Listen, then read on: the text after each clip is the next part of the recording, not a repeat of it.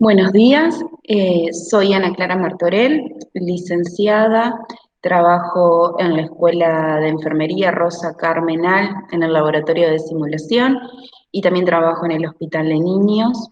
Y en lo que me respecta, voy a hablar de los distintos niveles de atenciones en el contexto de pandemia COVID-19. Vamos a comenzar hablando de los distintos niveles de atenciones y cómo se viene trabajando. Debemos recordar que una de las premisas de la OMS es garantizar el acceso a la salud y el derecho a acceder a cuidados de calidad. Entonces, frente a esa premisa y frente a esta pandemia, lo que se trató de hacer a través del Ministerio de Salud de Nación y de la provincia es elaborar protocolos y cada institución trató de adaptar esos protocolos a sus instalaciones y a los recursos con los que contaba.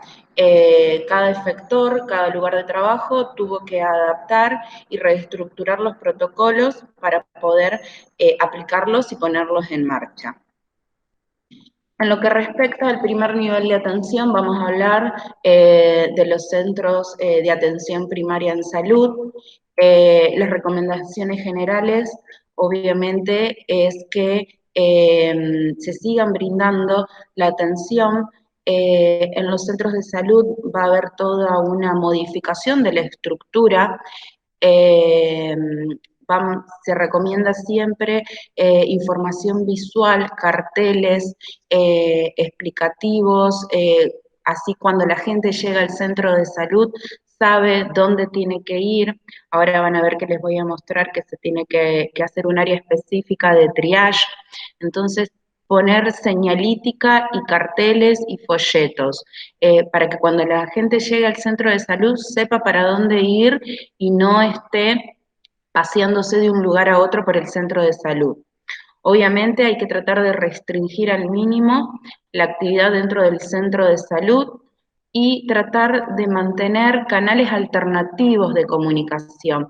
Evitar que la gente vaya al centro de salud quizás para hacer consultas. Entonces lo que los protocolos proponen es a través de las redes sociales, Facebook, WhatsApp, videollamadas, permitirle a la gente, a esos pacientes que son del centro de salud, permitirles hacerles consultas vía telefónica o vía Facebook, así no se acerca al centro de salud. Y obviamente nosotros poder evacuar sus dudas a través de estos medios. Diagramar los circuitos de atención para pacientes sospechosos y contar con un consultorio de aislamiento respiratorio, contar con todos los equipos de protección personal para los pacientes y obviamente que la sala de espera se mantenga una distancia aproximadamente entre 1 metro y 1,5 metros entre paciente y paciente. Las fotos que van a ir viendo a lo largo de mi presentación son fotos actuales de centros de salud de la ciudad de Santa Fe, que las he compartido con ustedes. Obviamente, el centro de salud debe garantizar la entrega de medicamentos, leches, anticonceptivos. Lo que los protocolos proponen es que a todos los pacientes crónicos que el centro de salud tenga, siempre y cuando la clínica del paciente y en consenso con el médico y obviamente la cantidad de insumos que tengamos, para evitar que esté yendo al centro cada 15 días o cada 20 días a buscar medicamentos, la posibilidad de proveerles medicamentos por tiempos prolongados. Entonces evitamos que el paciente acuda al centro de salud. Lo mismo con la distribución de leches y anticonceptivos, siempre y cuando se cuente con los insumos, tratar de darle a la mamá quizás la leche de esta semana o la del mes que viene, 2 leches juntas, entonces evitamos el acúmulo de gente dentro del centro de salud. Y lo que es el servicio de odontología, siempre se realizarán consultas de urgencia siempre y cuando el paciente no presente ningún tipo de sintomatología respiratoria y obviamente el odontólogo contando con todos los elementos de protección personal. En el centro de salud se tienen que identificar ciertos lugares específicos. La redistribución del espacio físico se tiene que dar de tal forma que podamos contar con un lugar para la recepción del paciente y el triage. Si el centro cuenta con personal de enfermería para que pueda triar, mucho mejor. Si no, en algunos centros de salud es el asistente social o el administrativo el que realiza triage. Debe contar con una sala de aislamientos para pacientes con sospecha de COVID. Hay que adaptar un consultorio.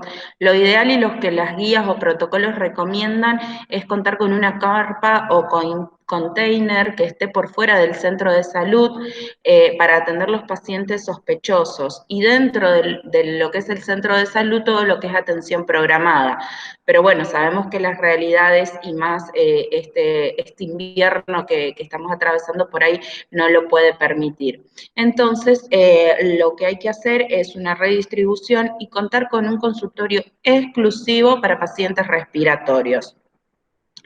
Hay un área de aislamiento para evaluar niños y niñas y adolescentes también con fiebre y síntomas respiratorios y otro consultorio o otro sector para atender motivos de demanda espontánea y que los pacientes que acuden por consulta respiratoria no se mezclen o no tengan contacto con aquellos pacientes que consultan por patologías no respiratorias.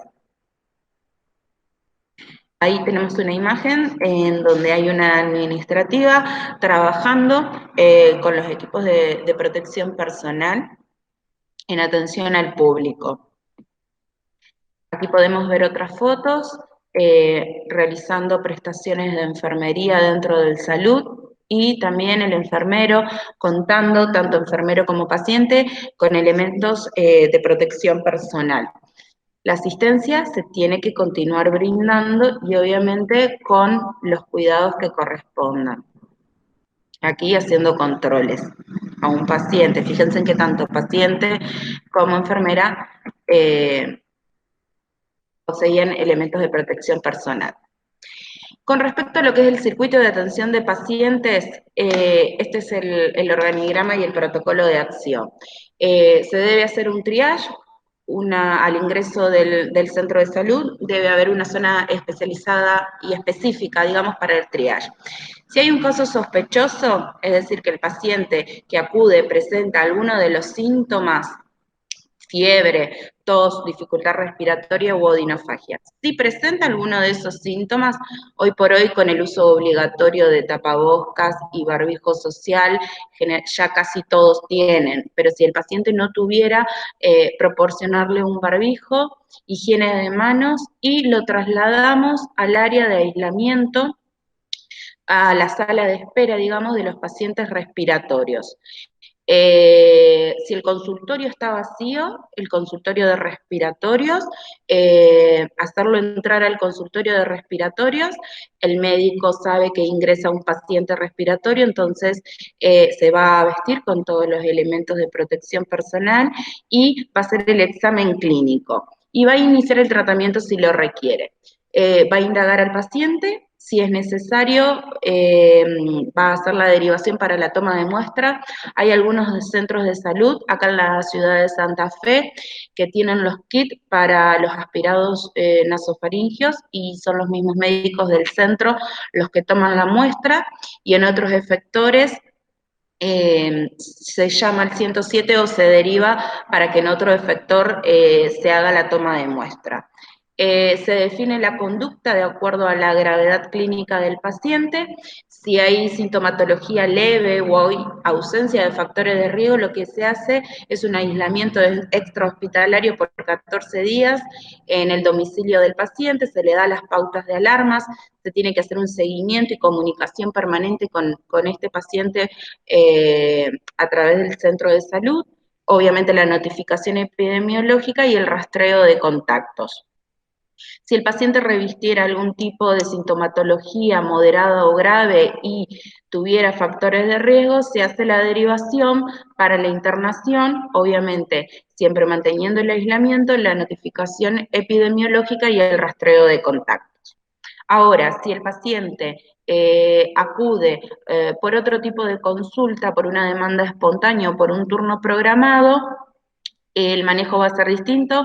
Si es por un turno programado, hay que priorizar el control de salud a menores de 1 año, controles de gestantes y puérperas, vacunación y seguimiento de patologías que no se pueden posponer, y obviamente esto que hablábamos de la entrega de medicamentos. Si es por una consulta por demanda espontánea, se debe hacer en el otro consultorio, no en el consultorio de respiratorios, y generalmente son cuadros febriles sin síntomas respiratorios o cuadros respiratorios sin fiebres, que generalmente es lo que más comúnmente podemos atender en esta época del año. Siempre priorizando la limpieza y la desinfección del consultorio entre paciente y paciente. Paciente con sospecha de COVID, habíamos dicho que el centro de salud tiene que destinar un consultorio específicamente para la atención de estos tipos de pacientes, con una señalítica o un cartel en la puerta de entrada. El área de aislamiento puede ser un consultorio del centro de salud o un tráiler o un camión sanitario que esté ubicado por fuera, si se pudiera. Tiene que tener baño incluido para el paciente y el acompañante, y tiene que estar bien ventilado. Este es un consultorio de un centro de salud de la ciudad de Santa Fe, en donde adaptaron ese consultorio para recibir los casos sospechosos. Obviamente el entrenamiento y la capacitación de todos los trabajadores del centro en lo que respecta a medidas de protección, higiene y desinfección, y en el manejo tanto de desechos y contaminantes, y todo el circuito. Todo el personal del centro de salud tiene que saber cuál es el circuito y cuál es el protocolo y dónde tiene que ir el paciente. Por eso es importante que estos protocolos estén siempre a mano, y que cuando vayamos al centro de salud lo pidamos una copia y lo tengamos para saber cómo se están manejando. Y el cartel identificatorio, generalmente área de aislamiento, consultorio respiratorio, consultorio COVID, ¿no? Cosas de que las personas sepan y tomen las medidas y los recaudos antes de ingresar.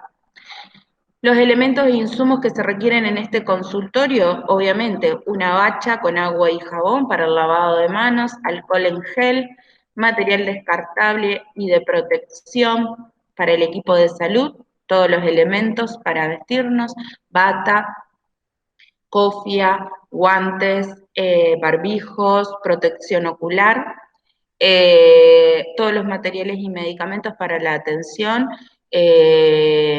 guardados en el armario. Si el centro de salud va a tomar muestras, tiene que estar el kit de muestra dentro del consultorio, y los materiales de limpieza y desinfección también dentro del consultorio y exclusivos para ese uso. El personal de salud que realiza la atención del paciente debe estar adecuadamente preparado y dotado con todos los elementos de protección personal. Para lo que son pacientes pediátricos, los lineamientos, obviamente, mantener la atención programada de los controles de salud, vacunación, patologías crónicas y entrega de leche y medicamentos. Tratar de programarlo. WhatsApp, volvemos a repetir esto, habilitar estos canales alternativos, WhatsApp, Facebook, llamadas, permitir ese tipo de información. Si es posible, adelantar la entrega de medicamentos para los pacientes crónicos. Reforzar la prioridad a gestantes, los recién nacidos y los niños con factores de riesgo y discapacidad. Y para lo que son los niños menores de 1 año que no tengan enfermedades concomitantes, lo que se recomienda es hacer controles al primero, segundo, cuarto, sexto y 12 meses de vida. Antes, habitualmente, durante el primer mes, ¿qué es lo que se hacía? El control una vez por semana y después se hacía el control una vez al mes. Lo que recomiendan las guías es que si el niño no presenta factores de riesgo, que no tiene una discapacidad, que no tiene ninguna enfermedad concomitante, que los controles del recién nacido sano hasta el año sean más espaciados. Explorar la posibilidad de canales alternativos de consultas pediátricas como videollamadas o WhatsApp, postergar los controles de rutina de niños sanos mayores de 1 año, siempre aclarando, niños sanos, lo mismo que los aptos físicos, tratar de posponerlos en este periodo, posponer los turnos programados con especialistas que no sean indispensables, y en los pacientes discapacitados que deben continuar con sus terapias de rehabilitación y que se hacían en el centro de salud, tratar de buscar alternativas en el centro barrial, escuela o club, o tratar de ver la posibilidad de, a través de espacios virtuales dirigidos hacia sus padres o sus cuidadores, poder continuar con las terapias de rehabilitación o estimulación para que no se corten. Y obviamente evitar que el paciente acuda al centro de salud. Con respecto a la atención no programada por demanda espontánea, en el consultorio destinado a la atención de la demanda espontánea ingresarán aquellos pacientes que consultan por signos y síntomas que no cumplen con la definición de casos sospechosos de COVID-19. Es decir, generalmente cuadros febriles sin foco respiratorio, exantemas, lesiones, urticarias, que son los cuadros más comunes, vómitos que suelen consultar las madres. Fíjense, el pediatra con todos los equipos de protección personal examinando a los niños. En lo que respecta a ginecología y obstetricia durante la pandemia, las recomendaciones del ministerio es, en lo posible, realizar el control en un sector o área separada, alejado del resto de los pacientes, obviamente respetando la distancia de 1 metro, 1,5 metros entre paciente y paciente. Tratar de citar a las embarazadas en un horario totalmente distinto al que quizás se citan a los pacientes pediátricos. En lo posible, programar los turnos con horarios, facilitarle los turnos por teléfono, ¿no? Y no dar más de 3 turnos por hora. En lo relacionado a lo que es el control prenatal y los análisis de sangre, los análisis complementarios que se suelen hacer la embarazada, lo ideal sería que se podría coordinar para que el mismo día que sea evaluada por el ginecólogo u obstetra, ese mismo día se haga la extracción de sangre, entonces minimizamos la concurrencia de la puérpera al centro de salud y tratar de que una vez que lleguen estos resultados, por ahí enviárselos, ya sea por WhatsApp o por correo electrónico, justamente por esto que venimos diciendo. La facilitación de turnos telefónicos, garantizar la consulta precoz en el primer trimestre de embarazo. Luego, espaciar las consultas programadas e intervalos entre 5 a 6 semanas, siempre explicando los signos de alarmas ante los cuales puede consultar. Al igual que en el niño sano, que se espacían los controles en las puérperas sin signos de alarma, también en la medida de lo posible espaciar los controles. A partir del último mes de gestación se van a hacer controles en la semana 36 y 38 y luego de la semana 38 van a hacer controles semanales. En el caso de parto vaginal se indicarán consultas por teléfono o por videollamada con el fin de evitar las consultas presenciales y asesorar sobre signos de alarma ante los cuales, si es necesario, se puede acudir personalmente al centro de salud. Y en el caso del postoperatorio de cesárea, generalmente coordinan con el hospital, pero en el caso de que no coordinen con el hospital para la extracción de puntos y control del postoperatorio, a los 7 o 2 días del egreso hospitalario puede concurrir al centro de salud según la cita pactada para la extracción de puntos y obviamente la evaluación de la herida quirúrgica.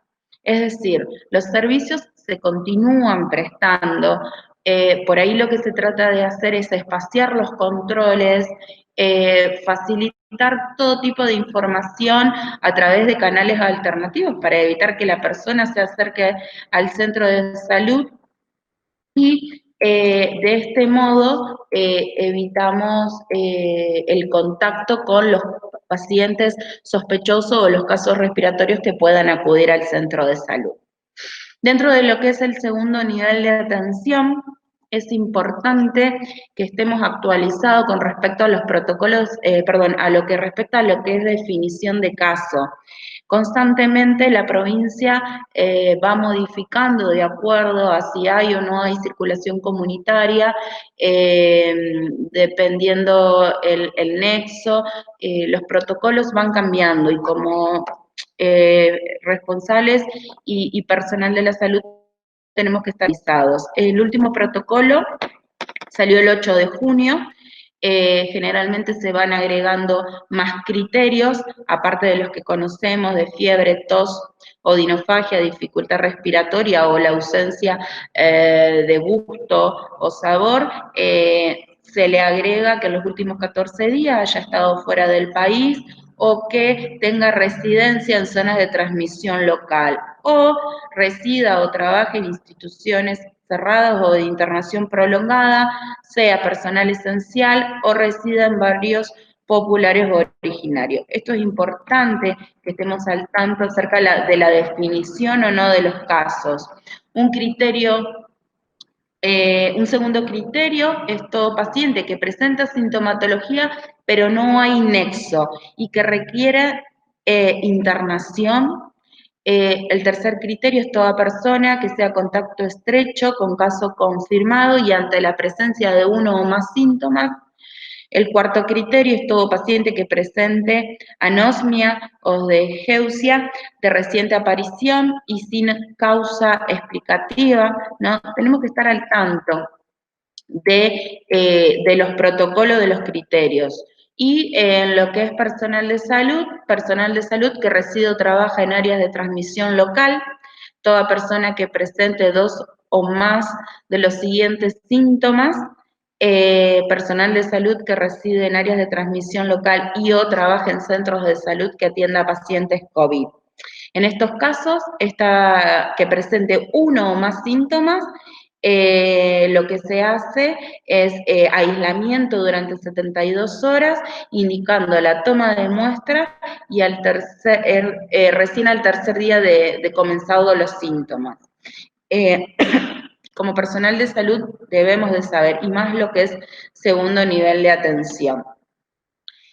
El área para la atención exclusiva de pacientes COVID en lo que son los hospitales, cada institución deberá conformar y entrenar a los equipos compuestos por médicos, enfermeros y mucamos del área.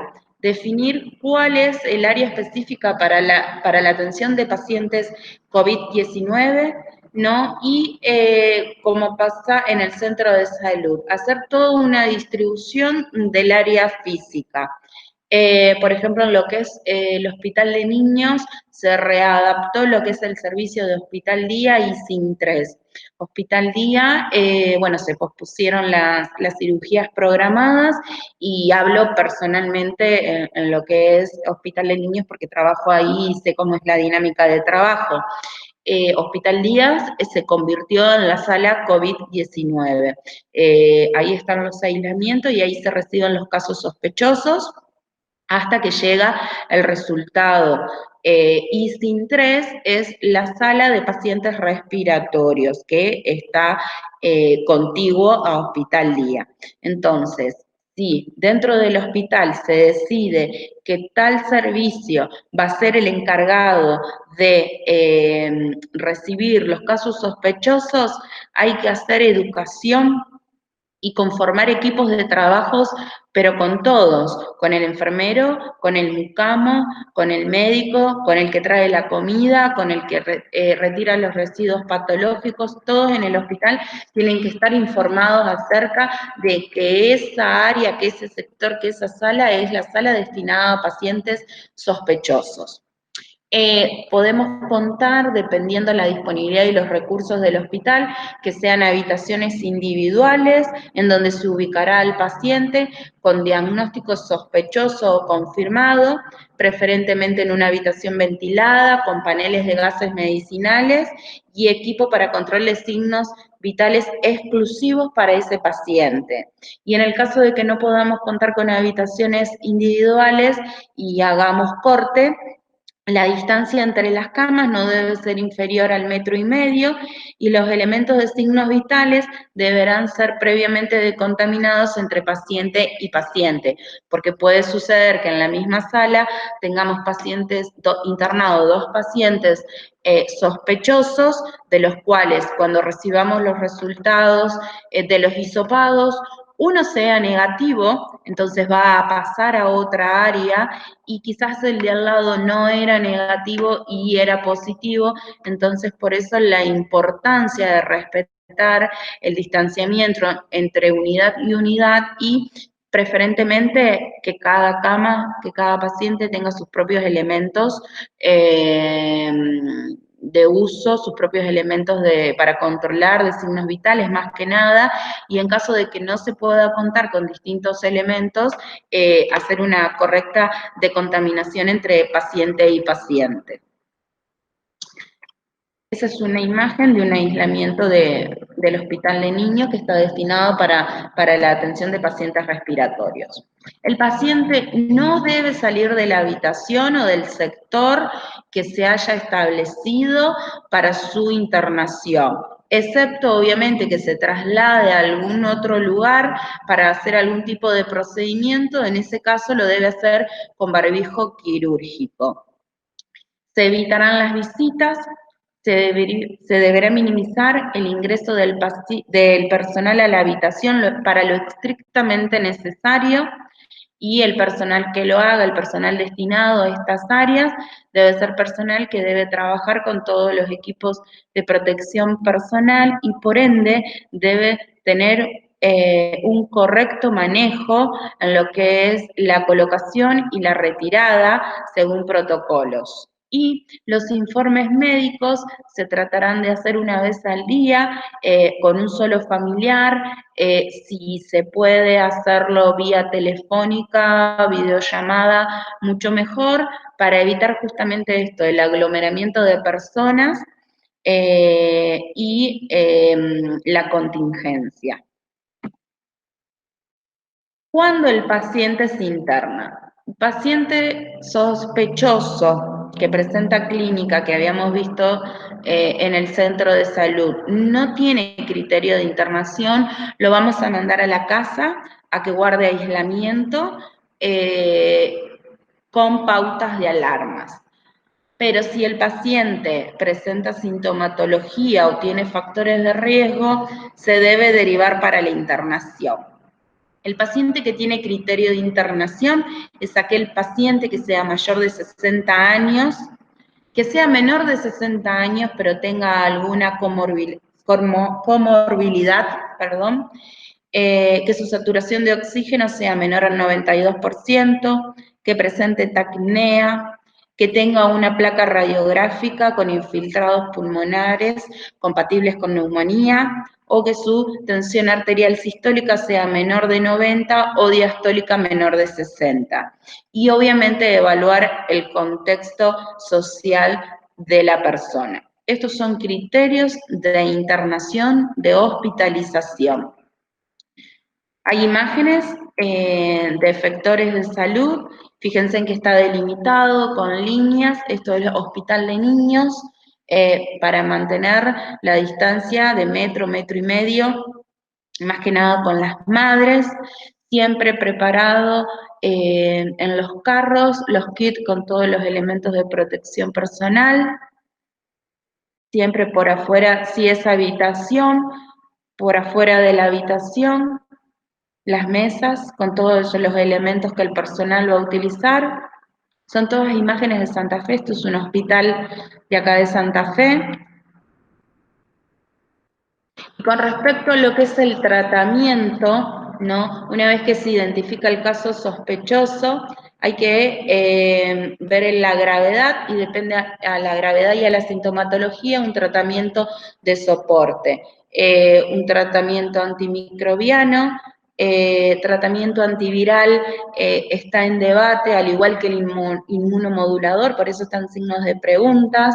Una vez que se hace la toma de muestra, hay que completar la ficha epidemiológica y dar aviso, y nos vamos a ir manejando. Quiero que sepan que tanto Ministerio de Salud de Nación como de provincia, en conjunto con lo que es la Sociedad Argentina de Terapia Intensiva y de Infectología, fueron los que armaron, en base también a la experiencia de otros países, los protocolos de atención. Y todos manejamos los mismos criterios.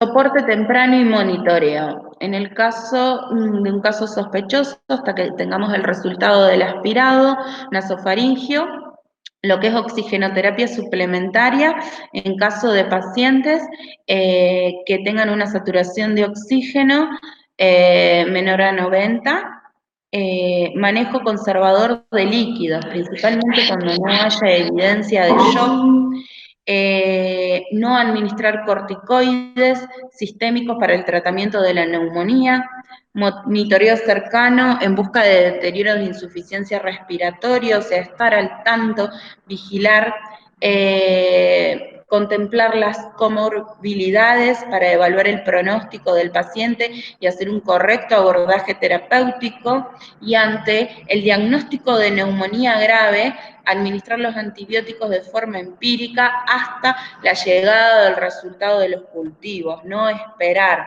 según los protocolos de cada institución, empezar con antibióticos hasta que lleguen obviamente los resultados del laboratorio de cultivo. Cuando hablamos de tercer nivel de atención, ya hablamos de un paciente críticamente enfermo y requiere internación en una terapia intensiva. Entonces vamos a hablar de casos sospechosos, todo paciente con insuficiencia respiratoria aguda grave sin etiología que explique completamente la presencia de la clínica, un caso probable, ¿no? Un caso sospechoso que se haya descartado influenza y que presente prueba positiva para pan coronavirus y negativa para MERS-CoV, que sería coronavirus, y en el caso de que sea un caso confirmado, que esté internado en piso, pero con mala evolución, requiera internación en terapia intensiva.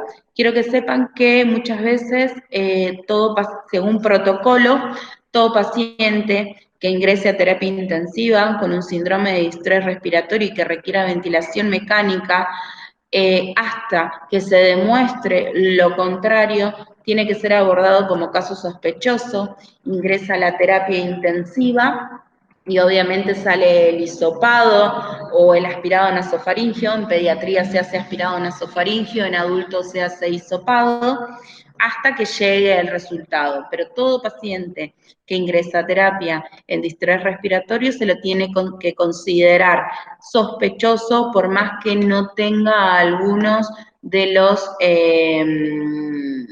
ítems de la definición de casos.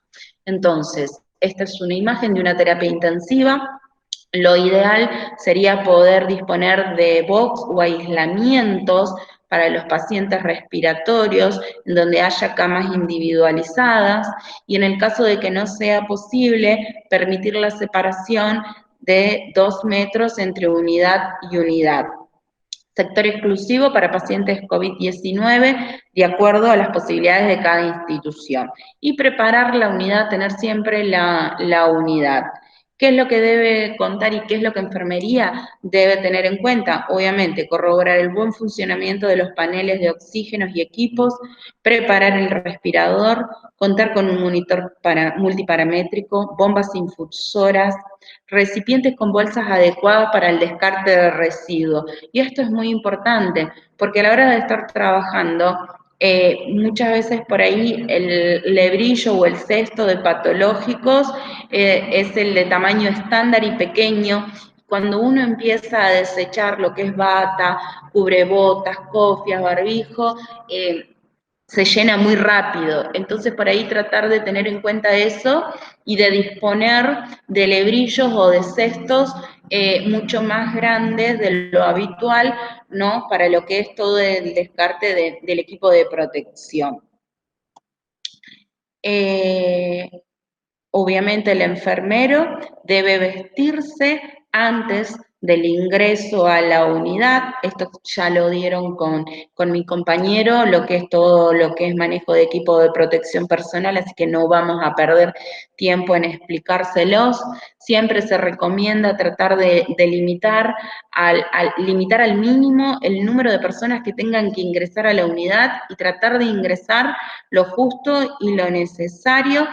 Ingreso a la unidad y ingreso para hacer todo, si ingresa para hacer controles, medicación, si hay que colgar algún antibiótico, si hay que reprogramar algún inotrópico, porque la verdad que el hecho de colocarse y retirarse el equipo lleva su tiempo, entonces uno trata de organizar el trabajo, el enfermero coordina con el médico, entonces trata de entrar y cuando entra al aislamiento hace todo lo que tiene que hacer.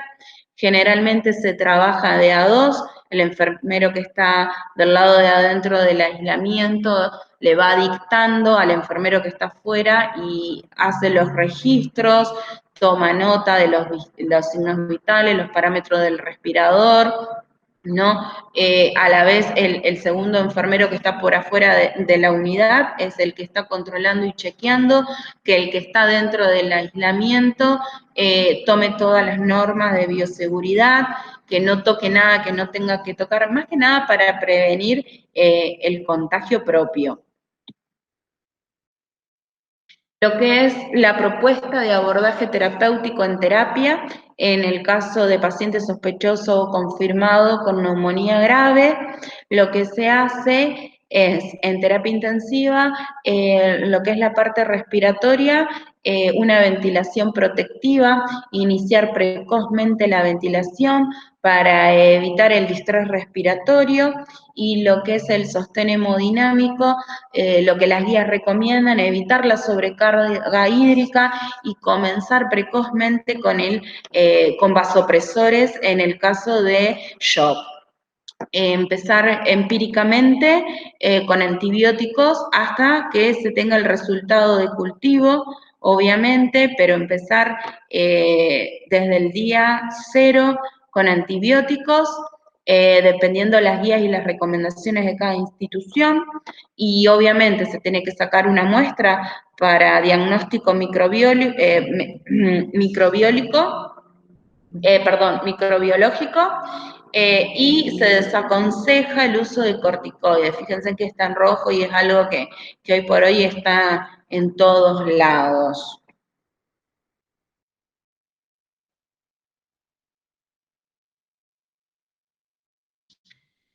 Con respecto a lo que es el abordaje de la insuficiencia respiratoria, inicialmente se pueden utilizar máscaras o narigueras para casos leves, pero lo que es la ventilación no invasiva o cánulas de alto flujo no están recomendadas en estos tipos de pacientes, ¿no? Por el riesgo de diseminación y de aerolización que producen estos tipos de pacientes y por el riesgo al que está expuesto el personal de salud.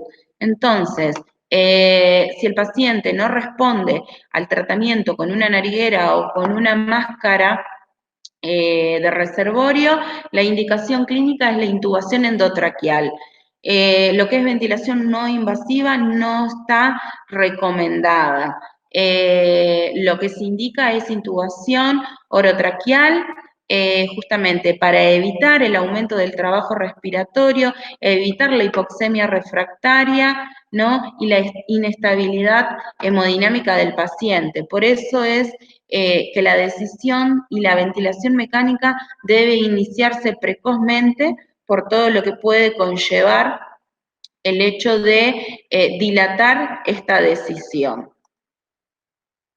Cuando hablamos de intubación orotraqueal, ahora vamos a compartir con ustedes un video, pero hay un protocolo y unas guías de recomendación a la hora de proceder a la intubación, como el riesgo de dispersión del virus está a través de las secreciones y la aerolización y también a través de las lágrimas. Quizás este es el momento más crucial en donde el mayor contacto se está con la carga viral. Entonces, cuando se decide la intubación, generalmente va a ser el médico más experimentado el que va a proceder a la maniobra. Van a contar con todos los elementos de protección personal nivel 3, en especial lo que es el manejo del barbijo N95 por esta aerolización del virus, reducir al mínimo y necesario el personal que esté presente en el procedimiento. En lo posible, el médico y el enfermero, nadie más dentro de la unidad o del box a la hora de la intubación. Lo que las guías recomiendan es preoxigenación con FIO al 100% con máscara con reservorio. No está indicado el uso de la ventilación manual con ambú, por esta diseminación de aerolización. Y en caso de que sea necesario utilizar entre el ambú y la máscara un filtro, ¿no? Pero la preoxigenación debería hacerse con máscara de reservorio. La secuencia de intubación rápida, si no, predictores de intubación fácil, el médico debe hacer un checklist y ya debe saber de antemano si va a ser una intubación rápida o no. Y con respecto a la medicación, acá quiero hacer una aclaración. Lo que nosotros necesitamos lograr es la inducción rápida y que el paciente se duerma lo más rápido posible y que no se mueva, que esté completamente sedo analgesiado. Entonces, quizás las guías y los protocolos lo que recomiendan es utilizar otro tipo de medicación distinta a la que estábamos manejando. Lo que recomiendan es propofol, fentanilo y succinilcolina, que es medicación de efecto instantáneo y rápido, quizás a lo que es un midazolam, que tarda en hacer efecto, o lo que es un pancuroño o un becuroño, que tenemos que esperar entre 2 a 3 minutos para que haga efecto y el paciente esté dormido. Entonces, por ahí lo que las guías recomiendan es propofol, succinilcolina y fentanilo. Lo que las guías también recomiendan es, una vez introducido el médico introduce el tubo endotraqueal, lo primero que se debe hacer es inflar el cuff o el manguito o el balón de neumotaponamiento antes de comenzar a ventilar al paciente, ya sea a través de ambú o ARM.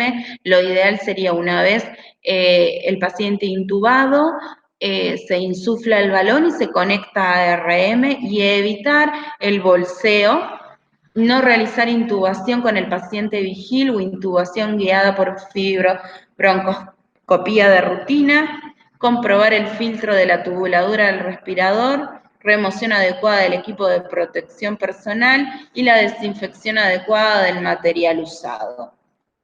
Ahora vamos.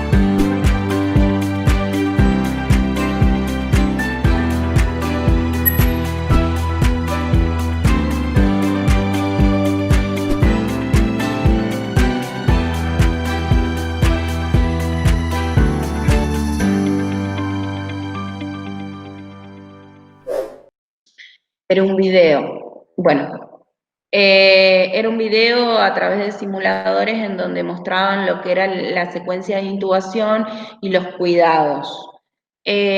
Con respecto al inicio de la ventilación mecánica, el manejo inicial, las guías recomiendan el uso de filtros previo a la conexión de la I del ventilador. Estos filtros antibacterianos y humidificadores, ¿no? Evitar la desconexión innecesaria, es decir, tratar de minimizar la desconexión. Una vez que se conecta el respirador, no tratar de desconectarlo por el riesgo de la dispersión y de la aerolización. Y en caso de ser necesario, lo que las guías recomiendan es clampear el tubo endotraqueal y hacer las desconexiones, porque ahí puede suceder de que se rompa alguna campana, alguna tubuladura o que haya que hacer un cambio de filtro. Entonces, lo que recomiendan es el clampeado del tubo para evitar la dispersión de aerosoles. No se recomiendan las nebulizaciones, no se recomiendan los fármacos inhalatorios en caso de ser sumamente necesarios.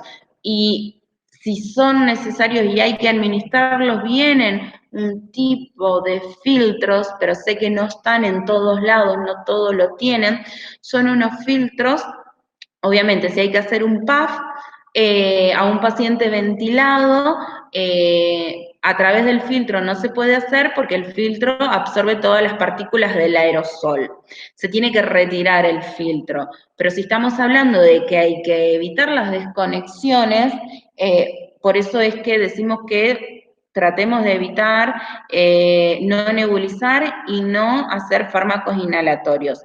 Pero sepan que vienen filtros que vienen con unos dispositivos especiales en donde uno gira el filtro, tiene una ranura en donde se gira y se abre, se hace una pequeña apertura sin desconexión por donde se puede administrar el aerosol y que no quede adherido en el filtro, pero obviamente son filtros muchísimos más caros y que no todos los lugares cuentan.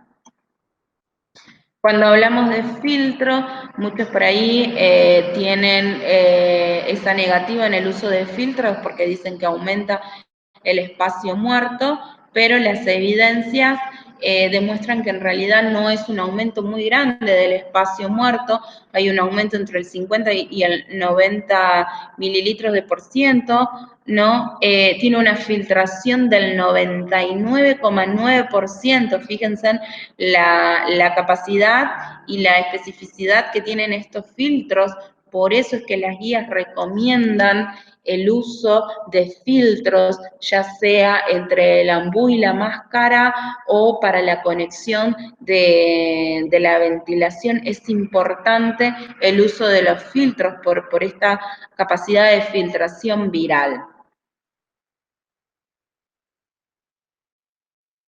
¿Cómo usamos los filtros?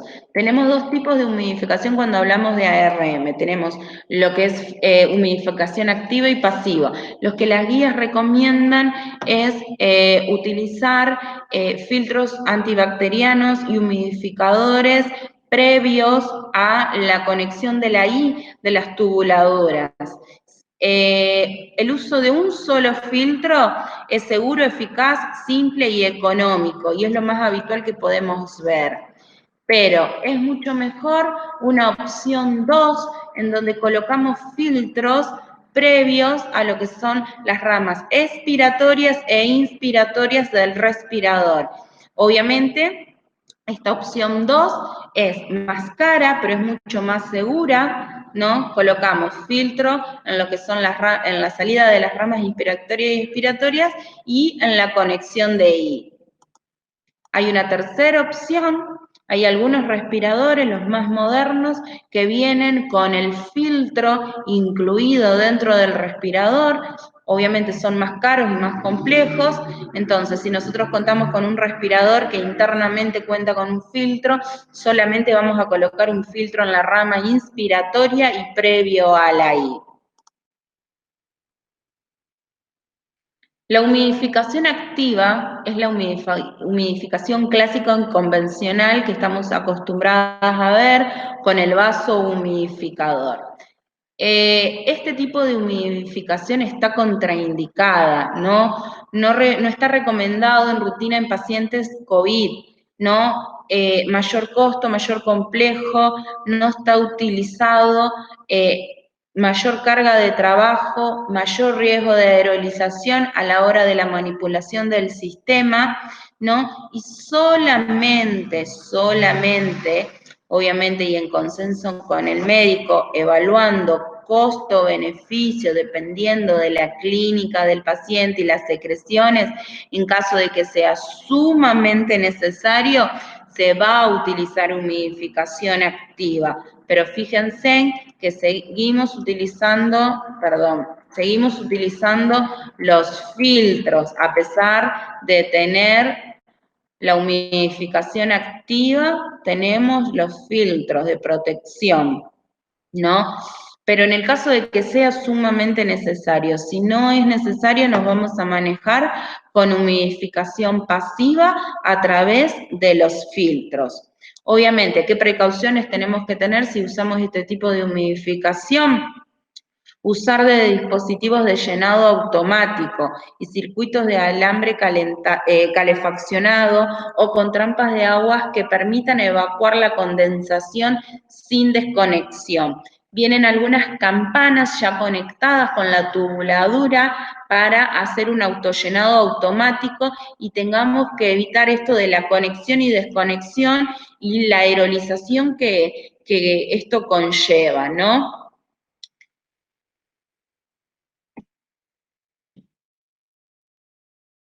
Humidificación, filtración, esto que veníamos diciendo, evaluar riesgo-beneficio, ¿no? En esta situación algunos expertos recomiendan humidificación activa, pero en casos muy necesarios y muy particulares, en donde se necesite disminuir el espacio muerto.